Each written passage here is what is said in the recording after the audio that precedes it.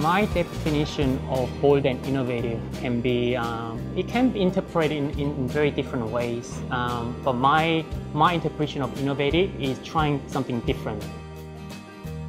And basically trying to be different and basically staying ahead of the game.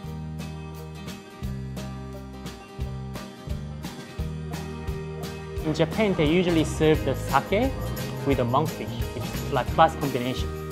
Traditionally in Japan, monkfish is consumed basically steamed. But what I try to do for this dish is I try to make it more modernized in a bit, and a little bit of soy sauce to infuse the flavor into the monkfish.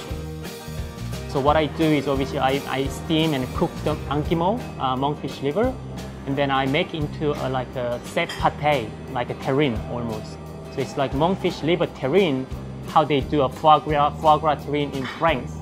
But I usually use basically monkfish liver instead of goose liver. So I make a terrine out of monkfish liver. When you're working in a tough environment, and obviously chefs work long hours under a lot of pressure, and there is a lot of stress that you deal with on a daily basis, and motivation can be lost very easily. I try to motivate myself by obviously setting a goal and setting a dream for myself, and I always try to push myself towards a goal, whether it's short-term goal or mid-term goals or long-term goals. I always try to remind myself of those goals that I run towards to.